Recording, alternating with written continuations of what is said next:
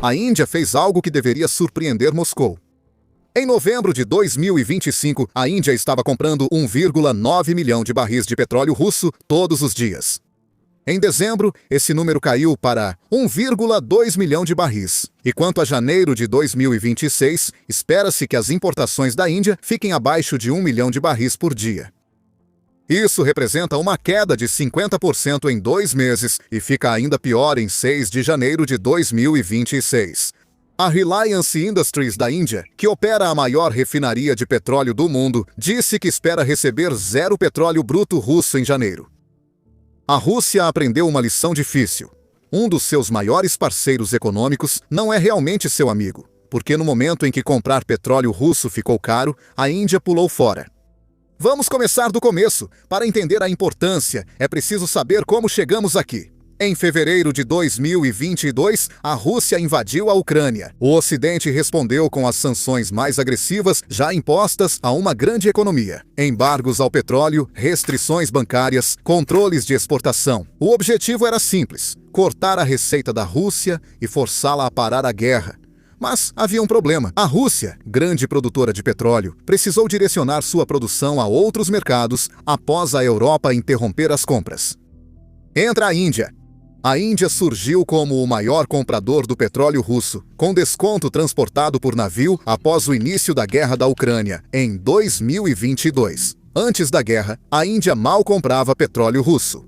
As importações indianas de petróleo russo, antes em torno de 1%, chegaram a quase 40% do total, até meados de 2025, reduzindo a dependência do Oriente Médio. A Índia atingiu um pico de 44,4% em junho, o que equivale a cerca de 2 milhões de barris por dia. E aqui está a dimensão do que a Índia fez, de acordo com o Centro de Pesquisa em Energia e Ar Limpo. A Índia importou cerca de 144 bilhões de euros em petróleo russo desde o início da guerra na Ucrânia. Para ser exato, são 143,88 bilhões de euros. A Índia se tornou o segundo maior comprador de petróleo russo, atrás da China, que comprou 210,3 bilhões de euros em petróleo. A Rússia faturou um total de 1 trilhão de euros com a venda global de combustíveis fósseis desde fevereiro de 2022. E a Índia foi uma parte enorme disso.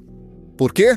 Porque o petróleo russo era barato, às vezes 20 a 30 dólares abaixo do preço de mercado. Enquanto isso, a economia da Índia depende do petróleo.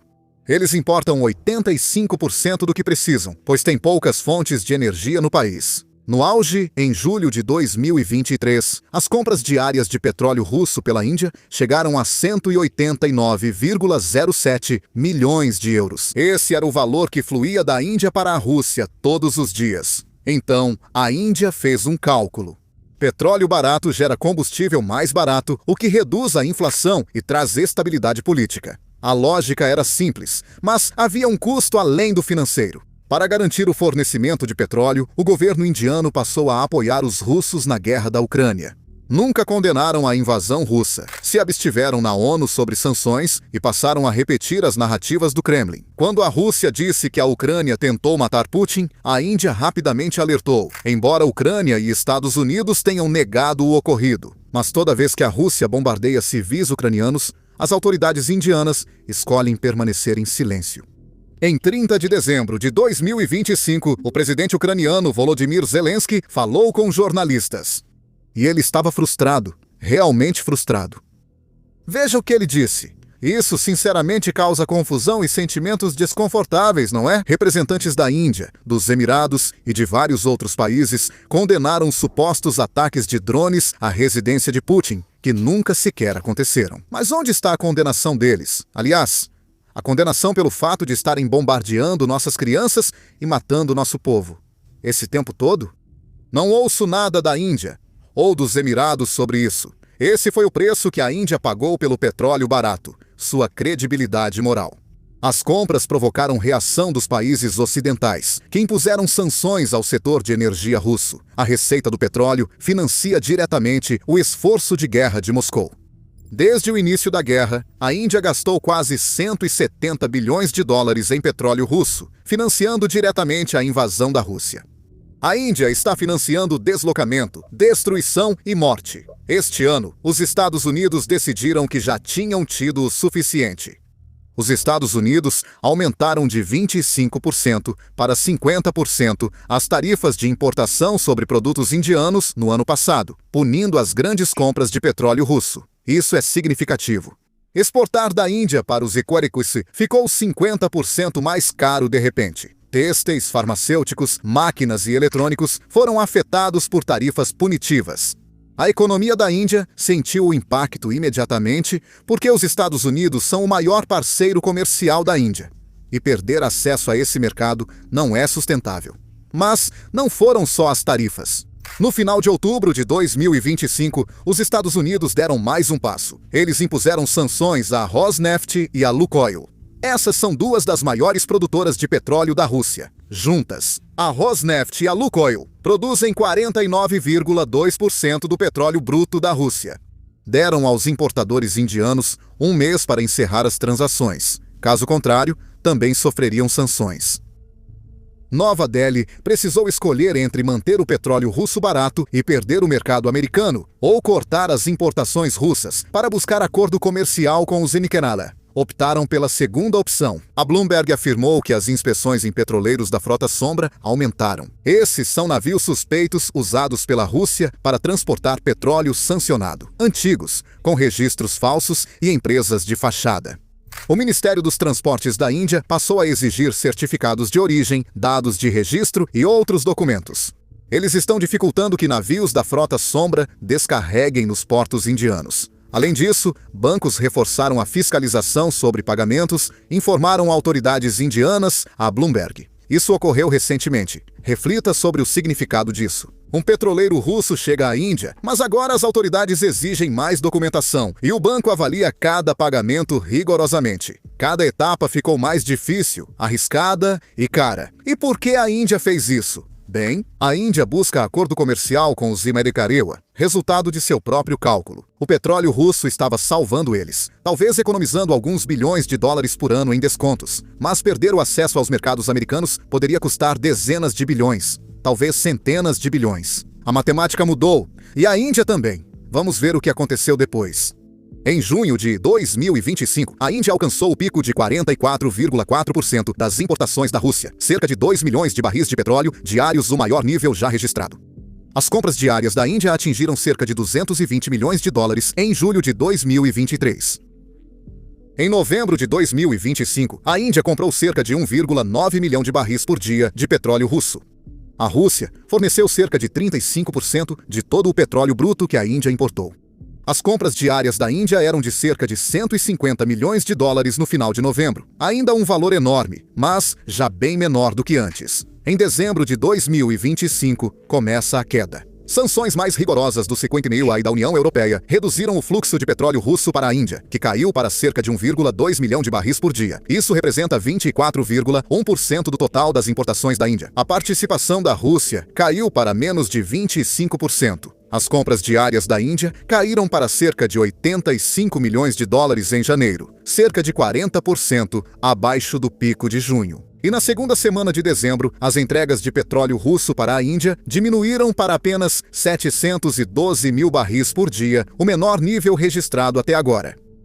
Em janeiro de 2026, espera-se que as importações da Índia caiam para menos de 1 milhão de barris por dia. As compras diárias da Índia estão em torno de 72,92 milhões de euros, abaixo dos 130,49 milhões de euros no final de novembro. E o pico de 189,07 milhões de euros em julho de 2023. Deixe-me colocar tudo isso em perspectiva. A Índia passou de comprar 2 milhões de barris por dia em junho para menos de 1 milhão em janeiro. Isso é um corte de 50% em 7 meses. E isso realmente prejudica a Rússia, porque cada barril que a Índia não compra é um barril que a Rússia precisa vender em outro lugar. E, neste momento, não restam muitos compradores. A China não pode absorver muito mais petróleo russo. A Europa saiu do mercado e os Estados Unidos, obviamente, não estão comprando. Restam apenas pequenas economias com pouca capacidade de compra. E aqui está o ponto principal. Em 5 de janeiro de 2026, o presidente do Cinquentennial, Donald Trump, fez um alerta. Ele disse que os Estados Unidos poderiam aumentar ainda mais as tarifas de importação sobre a Índia devido às suas compras de petróleo russo. Então, até mesmo aqueles 1 milhão de barris por dia que a Índia ainda está comprando da Rússia podem acabar em breve. No dia seguinte, 6 de janeiro, a maior refinaria de petróleo da Índia, Reliance Industries, publicou uma declaração no X. Eles disseram que a refinaria de Jamnagar não recebeu nenhuma carga de petróleo russo em suas instalações nas últimas 3 semanas, aproximadamente, e não está esperando nenhuma entrega de petróleo bruto russo. Em janeiro, o comunicado negou uma reportagem da semana passada sobre 3 navios com petróleo russo indo para sua refinaria. Agora, isso é muito significativo. A Reliance é a operadora do maior complexo de refino do mundo, a refinaria de Jamnagar. Ela foi a maior compradora indiana de petróleo russo no ano passado, mas agora anunciaram 0 compras para janeiro. Isso mostra que a pressão está funcionando. A Reliance Industries não é a única. Quase todas as refinarias indianas, exceto 2, pararam de comprar petróleo russo para dezembro após sanções dos UATA, a Rosneft e Lukoil. A maioria das grandes refinarias da Índia obedeceu por temor das sanções dos EUAIA. Autoridades indianas exigiram relatórios semanais sobre compras de petróleo russo e americano. Eles querem saber quem compra, o que e quando.